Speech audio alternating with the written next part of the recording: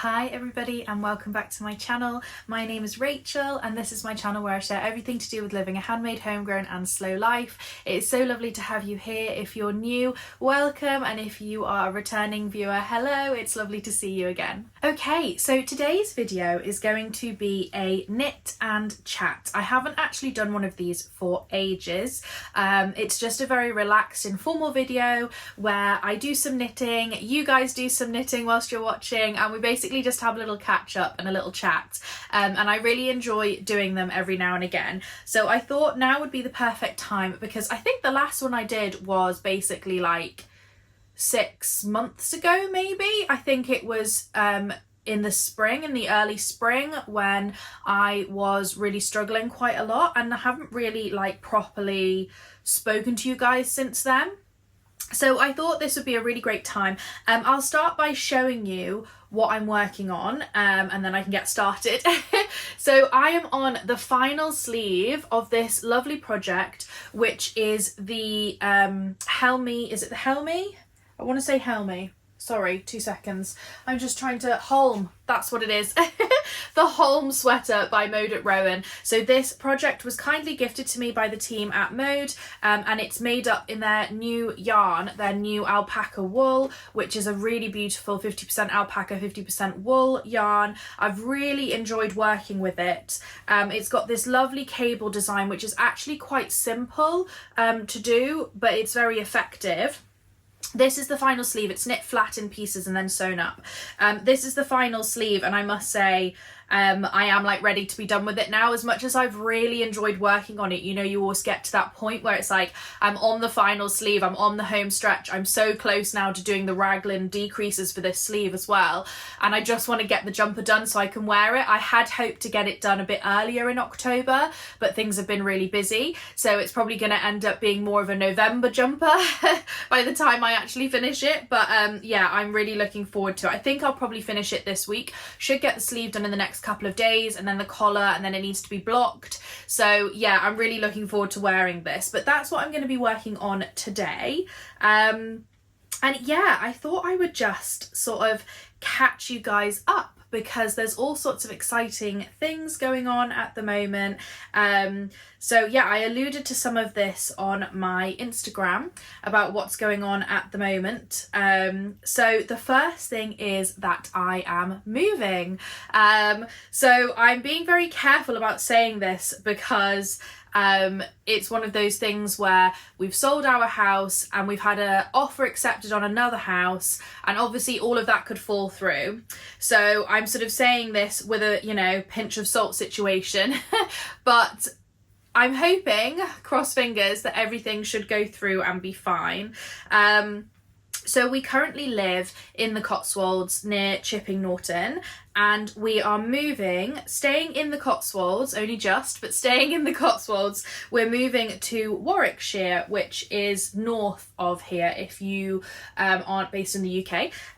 So Warwickshire is north of Oxfordshire, and it's a bit closer to my husband's work, because if you've been a long time subscriber of this channel, you might remember that back in the spring I left a job and started working completely for myself. So I was sort of half for myself, half working for somebody else, and I now work entirely for myself, and we'll get into that a bit later on in the video. And yeah, basically we decided to move closer to my husband's work to cut down his commute.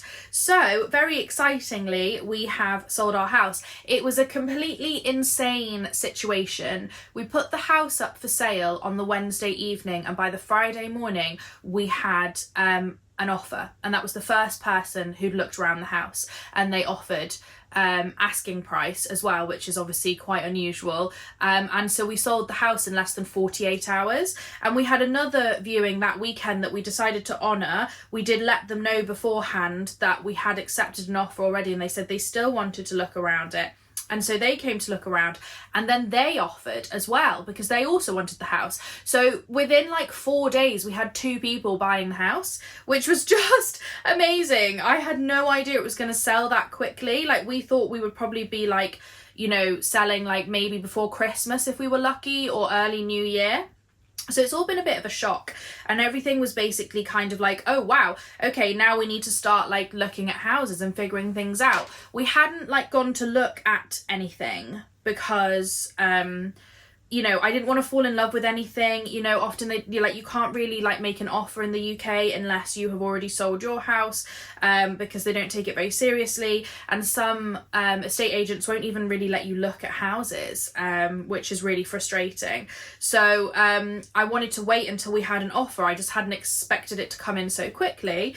But it all worked out really well, because on the week after us accepting our offer, like literally a few days after us accepting our offer, we'd already decided to take the week off, me and my husband, to have like a week's holiday together, and we weren't going away either. We decided to just stay at home and just like do some really nice things at home and like do some gardening and bits and bobs. And so we ended up spending that week going house shopping, which was fun, but it was a lot. I'm quite tired now. We had a very intense week. We saw, I think, 9 houses in total, which is just like quite a lot of houses. And we weren't rushing. We were very much like, if we don't find the right thing, that's okay. We've got a bit of time to look. But we did feel one house in particular was really, really right for us. And so we put in an offer for it, and the offer was accepted. And so in less than a week, we had sold our house and had an offer accepted on another house. So as you can probably tell, I'm a bit like, whoa, like a bit of a whirlwind situation has just happened. I'm really happy and I'm really excited, but it has been an awful lot to like process. And you know, also being somebody who struggles with chronic illness and chronic fatigue, it's been quite a lot this last few weeks. So yeah, I'm still trying to get my head around it all, but we are now moving to Warwickshire, which we have wanted to do for a really, really long time, because Oxfordshire is a very expensive county in the UK to live in, and my husband and I have been living here. I've been living here for 10 years, he's been living here for 12, and yeah, we've just wanted to make the move for a long time. My family on my mum's side are all originally from the Midlands. They're still based around Worcestershire and Birmingham area, so we have quite a bit of family there. All of our siblings, my husband and my siblings, are all like scattered across the north of England and Scotland, and his parents are in Scotland, so they're all like miles away. But it will be nicer to have some family a bit closer. And also we've got quite a few friends who already live in and around the Warwickshire area. So yeah, it's going to be really, really lovely. We're not going to be too far from Stratford-upon-Avon as well, which is super lovely, because I'm a huge fan of Shakespeare. I always have been since I was a little girl, like 10 years old. I started getting into Shakespeare. I think it's quite unusual. I think it's a little bit of a weird child, but yeah, I really love Shakespeare. So the idea of being able to go to the RSC, so if you don't know, the Royal Shakespeare Company is based in Stratford-upon-Avon, which is where William Shakespeare's house is, that he lived in with his wife, Anne Hathaway, and I think also the house that he was born in is in Stratford-upon-Avon. And so there's a beautiful theatre here called the Swan Theatre, which is where the Royal Shakespeare Company like works out of and performs out of. And so all throughout the year there are fantastic, amazing performances that are just like the best Shakespeare performances ever with incredible casts and things.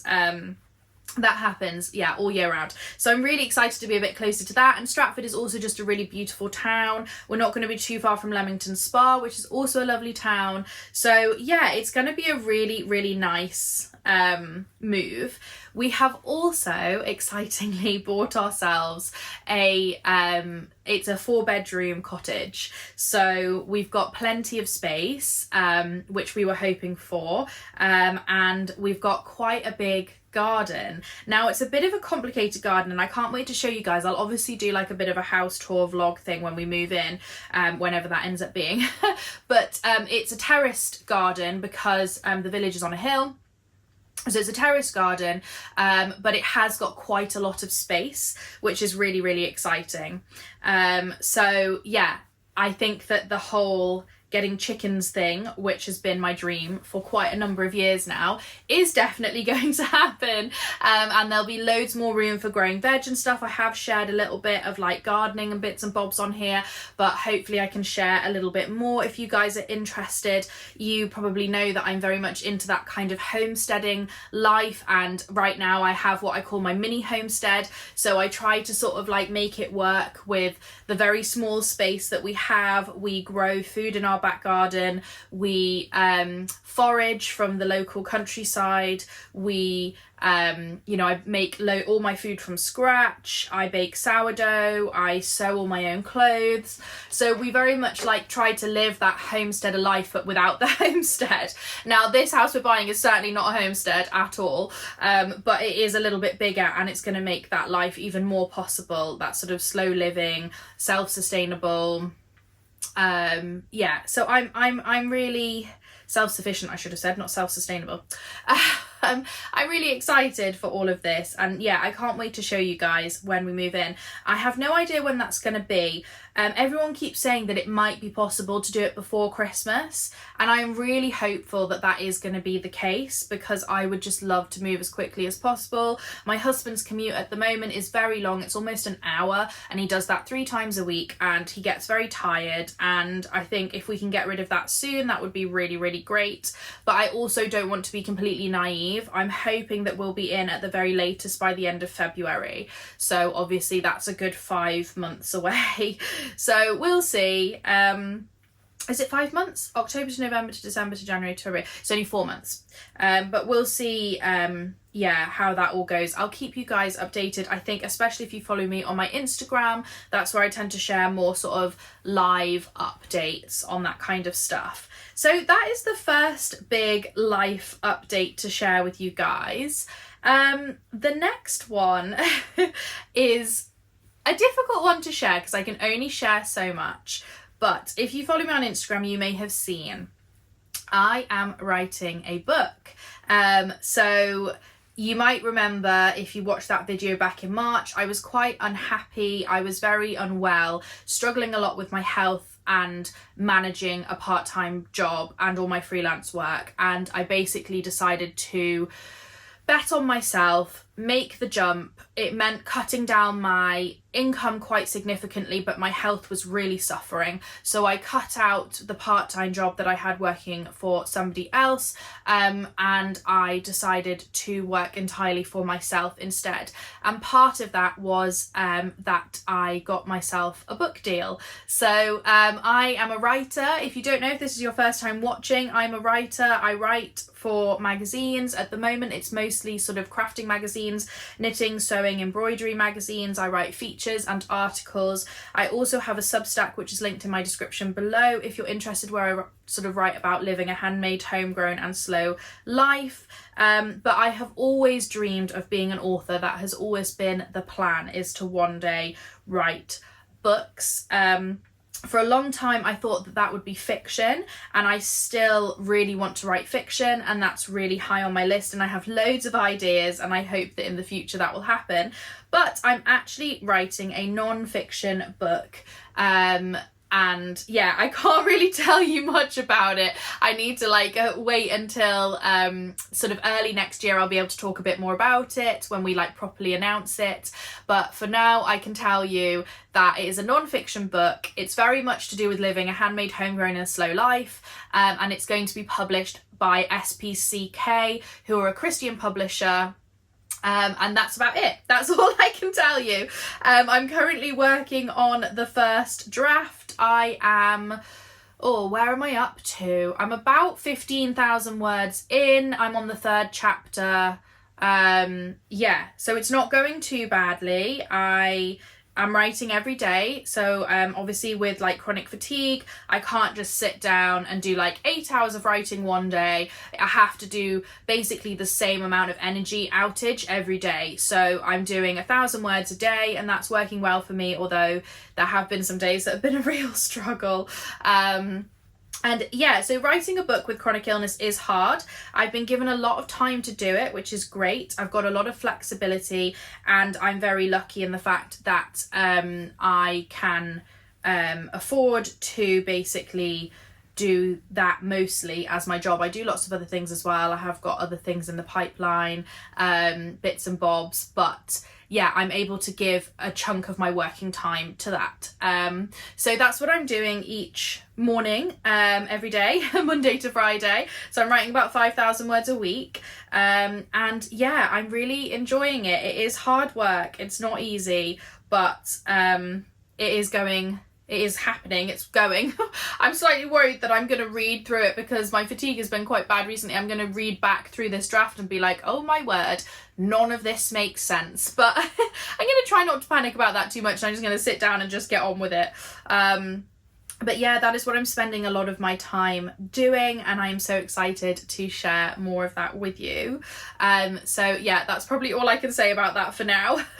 I would just like to take a minute to talk about the sponsor of today's video, the Kado electric yarn winder. The lovely people over at Kado sent me the electric yarn winder to have a go with, which I thought was a really good idea because I do often find winding beautiful hand-dyed skeins a little bit stressful, and so anything that can make it easier would be very helpful. So I followed all of the instructions, which were really, really easy to follow, very well written out for setting it all up and threading it up.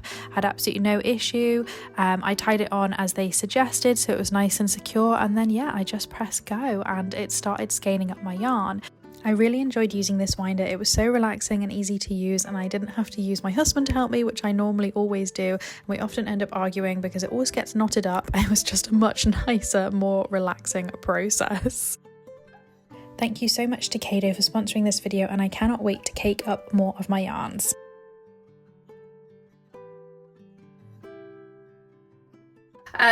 The other thing I really wanted to chat about was something that I get asked a lot. A lot of people ask me what's wrong with me, which it doesn't upset me at all. Like, I prefer that, you know. I often get these like weird questions where people are like, so, you know, like, do you mind? Can I ask, like, what is your health? You know, it's like, just come out with it. I love it when people are just sit there and just go, so what is actually wrong with you?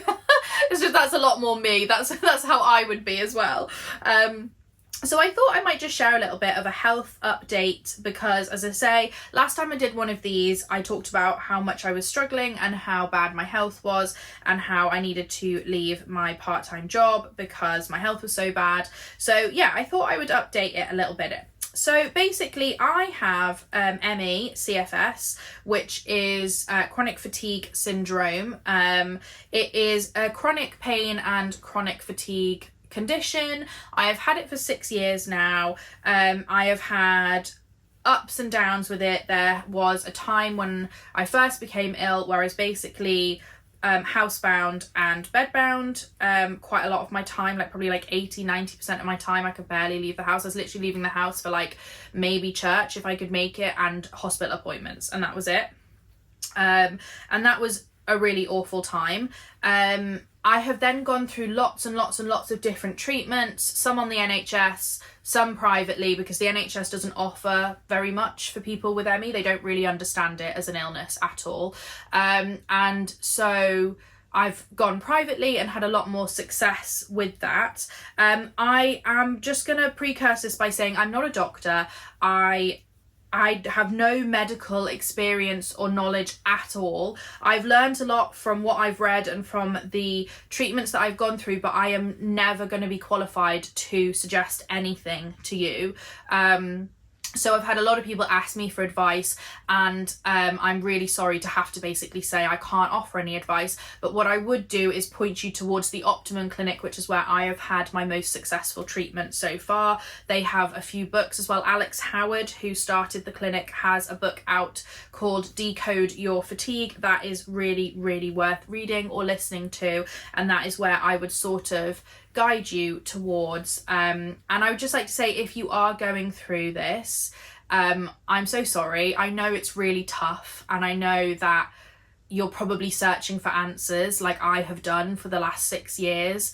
And so when someone says, oh, I don't think I can help, that is a bit hard. And I know you probably want me to share more and more and more, and I will try, but I want to try and get that balance. Like, I'm not a doctor. What I do might not work for you, and it might not be the best thing for you. So I just want to be very careful about what I'm sharing, but just know that you're not alone, that there is treatment out there, there is help out there, there are charities out there as well, people like Scope and Astrid who are there for chronically ill and disabled people. Yeah, you're not alone in this, and I hope that, like me, you are able to find joy every day, even if it's not, you know, it's not all day, but just some joy in your day, because I know how hard this can be.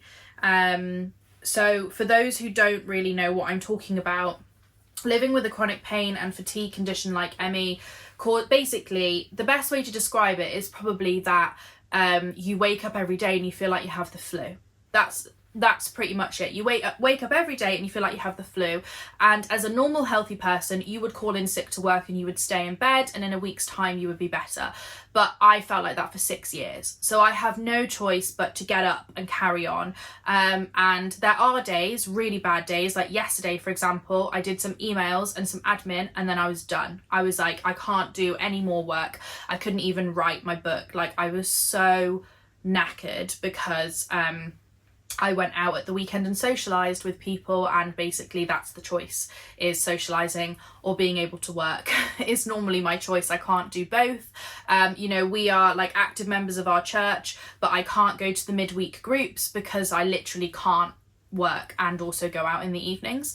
That is the reality of fatigue for me. For other people it's much worse. They can't even leave the bed. You know, I obviously went through some time where it was like that, but for some people they can't leave bed. Some people are in wheelchairs, you know, need mobility aids, etc. So it's a real spectrum and a real scale, and it's a very serious illness. You know, ME affects 265,000 people in the UK alone, and yet there is basically no treatment for it at all on the NHS. There is management. That's what they give you, is they teach you about pacing and they teach you how to manage. They don't teach you how to get better, even though there is a ton of research now that means you can actually get better from these illnesses.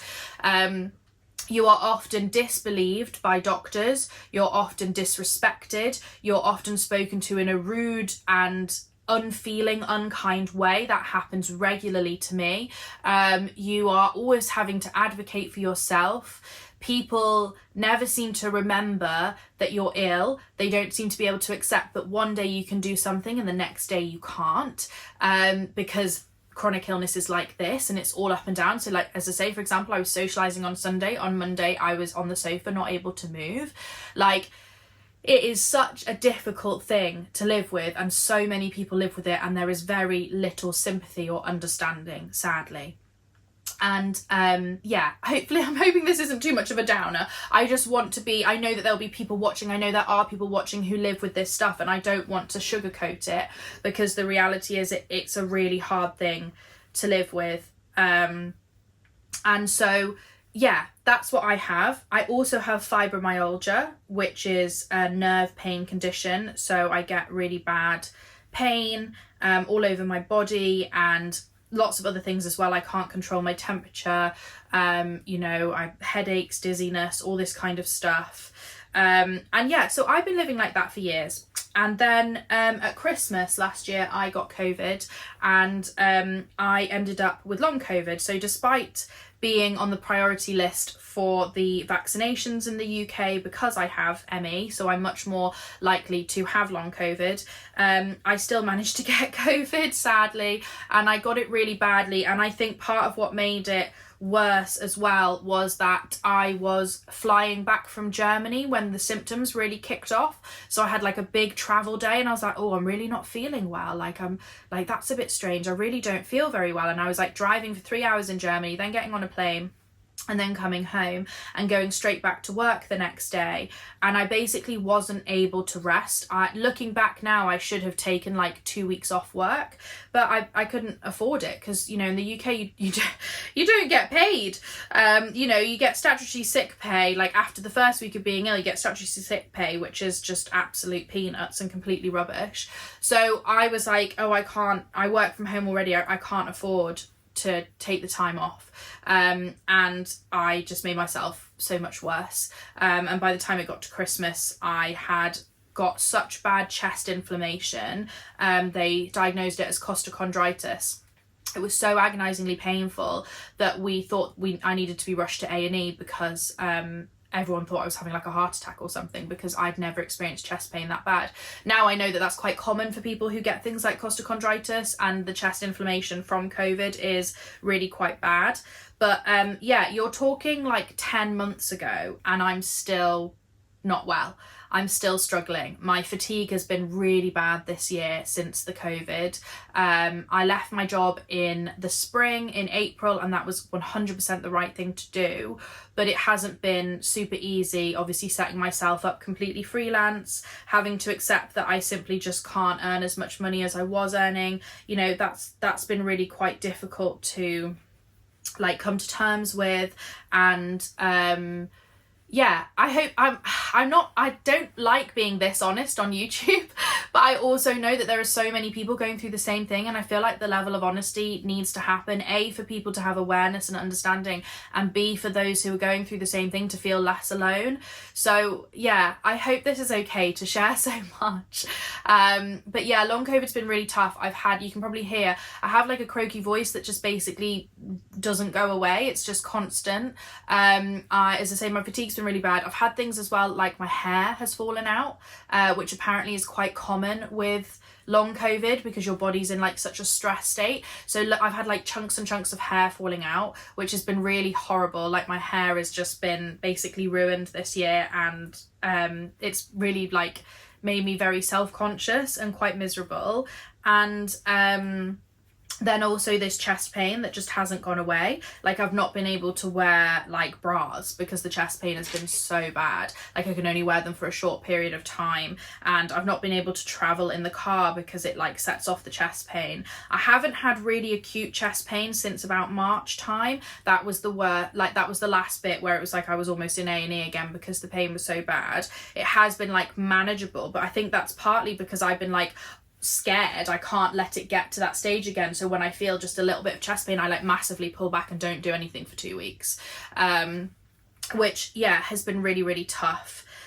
So yeah, my health has been really difficult to manage actually. I mean, it has been for 6 years, but last year in 2023, thanks to all this treatment I was having at the Optimum Clinic, I had started to sort of move towards a space of recovery. I wouldn't say I was recovering, but I would say that I was moving towards a better space health-wise, and then having COVID's just literally thrown me back like 3 steps, which has just been horrible. To like go all the way, well, not all the way back because I'm obviously not in bed like I used to be in like 2019, but like it has felt a bit, yeah, it's felt really tough. And I think being this month as well is like mental health awareness, and I always say this, you know, often like get asked by doctors or people like, you know, do you have depression or do you have anxiety? And it's like, to me, that is a side effect of chronic illness. Like, how can you be chronically ill and not have depression?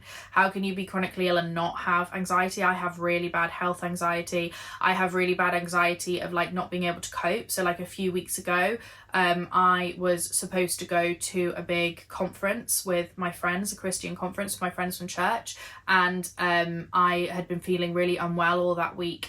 And the night before, at like 1 o'clock in the morning till about 5 o'clock in the morning, I had a panic attack that just lasted for like 4 hours because I was so worried that I wouldn't be able to cope the next day, that my health wouldn't be good enough. So I was panicking about not being able to cope, and that then meant that I couldn't go because I was up all night having a panic attack. So yeah, living with these chronic illnesses has like a really negative effect. So as I say, like it's, you know, Mental Health Awareness Month, like that is a huge part of, you know, mental health problems for a lot of people, is living with chronic conditions causes more conditions to have to cope with. And yeah, it's really tough. And I wish I could sit here and share like some amazing words of wisdom that would solve it for you if you're living through the same stuff. I really wish I had some kind of like magical thing, but I don't. I have things that help though, and I think that it's really important. Like, I try really hard on my YouTube and on my Instagram to share like the simple joys that I find each day, because it helps to remind me that they are there. So this morning I walked Pearl even though I was really tired, and that was really lovely to be like outside in nature. And right now I'm knitting, which makes me really happy, and knitting helps to reduce chronic pain as well. There's been lots of studies to show it helps to reduce chronic pain. Later this afternoon I need to make some soap because we've run out of soap, and so that will be a really nice slow process. It takes basically 3 days to make soap because you have to leave it to set for like 48 hours, and it's the same with like sourdough. It takes me like 3 days to make sourdough because I have to feed the starter, like I basically feed the starter like 36 hours before I bake the bread. So, you know, these really slow rhythms help me to stay present and enjoy life, and that really helps a lot. Sometimes being present is really hard when you're in a lot of pain or you've got really bad fatigue, and I will often distract myself with television. That's my big thing, is I'll sit and knit and watch something that helps me escape. But most days I can find joy and I can find happiness, and I find it in the small things like growing food and walking the dog and baking bread and making my own clothes. And for me personally, that has been the best way to live. I try really hard to stay in the present moment and to find joy despite the darkness. And I hope that that encourages you. I hope that encourages you to know that if you're going through something similar, or even if you're not, even if you're just having a hard time at the moment, there is always joy to be found. And there's a quote that I really love from Harry Potter. Dumbledore says, light can always be found, even in the darkest of places, if one only remembers to turn on the light. I think that's what he says. I think that's the quote. It might be joy can be found even in the darkest of places if one only remembers to turn on the light. Something along those lines. And I think that that is it. It's about every day committing to turning on the light and seeing the joy and the happiness that there is to find. So I hope that that encourages you. And yeah, I hope this hasn't been too sad. I will definitely put some chapters into this video so that if you're not into the chronic illness chat, people can skip. I hope that's been obvious, because I've just realised I've just said that at the end rather than at the beginning. But yeah, so that is like the little life update. Yeah, a lot of stuff about chronic illness. As I say, I hope that has been helpful to be so honest. Yeah, I hope you know that you're not alone. There are other people going through the same stuff, and yeah, we're here for you. So yeah, I'm sending my love to anybody else experiencing ME, fibro, long COVID, anything like that. Yeah, you're not alone at all. I hope you guys have had a nice time just sitting and knitting and enjoying this little life update and chat. And yeah, let me know in the comments below what you're currently working on. I know some of you who are watching are actually in the southern hemisphere, so actually you are going into summer. So I'm assuming you're not working on an alpaca wool jumper. However, you might be. I don't know. You might just be really like super prepared for the autumn winter time. You want to like get ahead, who knows? So let me know what you guys are making. Thank you so much for watching. I hope you enjoyed this. There are going to be lots of exciting videos coming up in the next few weeks. So make sure you hit that subscribe button if you're not subscribed. If you'd like to hear more from me, you can find my Substack in the description below, and also my Instagram as well in the description below, so you can follow along with more handmade, homegrown and slow living tips and videos and all sorts of bits and bobs like that. But yeah, thank you so much for watching, guys. I'll speak to you next time. Bye.